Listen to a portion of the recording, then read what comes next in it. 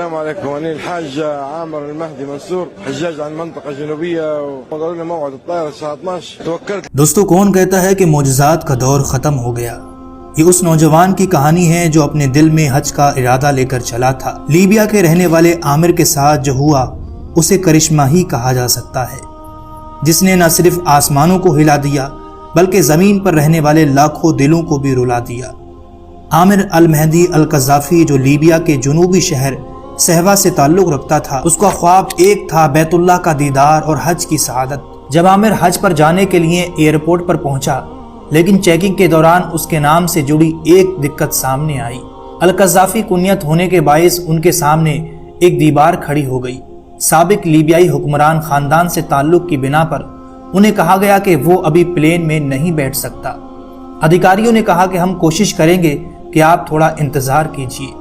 Checking اتنی لمبی ہو گئی کہ سبھی حج یاتری پلین میں سوار ہو گئے اور پلین کا دروازہ بند ہو گیا۔ کچھ دیر بعد عامر کی دقت حل ہو گئی، لیکن پائلٹ نے جب تک دروازہ کھولنے سے منع کر دیا اور یوں یہ پلین عامر کو لیے بغیر ہی روانہ ہو گیا۔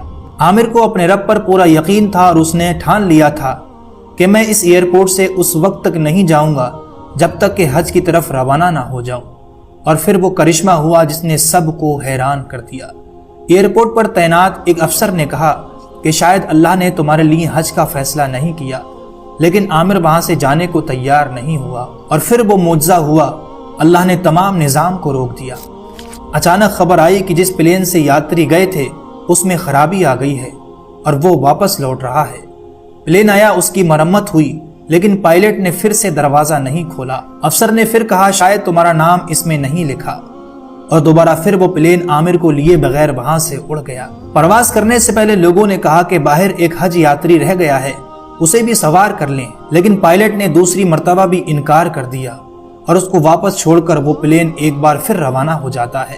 عامر نے پورے یقین کے ساتھ جواب دیا کہ میرا ارادہ حج کرنے کا ہے، انشاءاللہ میں جاؤں گا۔ کچھ سمے بعد پھر خبر آئی کہ پلین میں دوبارہ خرابی آ گئی ہے اور پلین دوبارہ واپس آ رہا ہے۔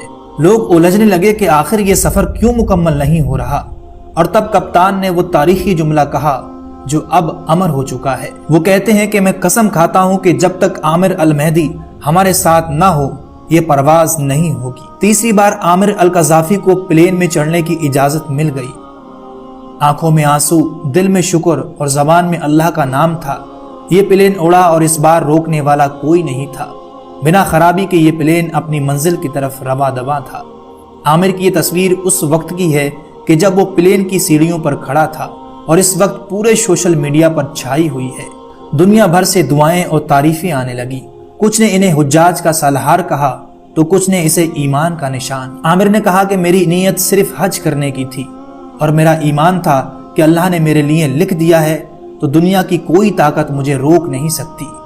یہ داستان صرف دوستو عامر کی نہیں بلکہ ہر اس انسان کی ہے جو خلوص دل سے کوئی نیکی کا ارادہ کرتا ہے، جو اللہ پر بھروسہ رکھتا ہے اور ہر آزمائش میں صبر کا دامن نہیں چھوڑتا، اس کی اللہ ضرور مدد کرتا ہے۔ جی ہاں دوستو، یہ قدرت کا کرشمہ ہوا اور یہ ویڈیو سوشل میڈیا پر کافی وائرل چل رہی ہے۔ تو دوستو اس ویڈیو کو لے کر آپ کی کیا رائے ہے؟ اپنی رائے کامنٹ باکس میں ضرور رکھیں۔ ملتے ہیں ایک نئی ویڈیو کے ساتھ، اپنا خیال رکھیں، اللہ حافظ۔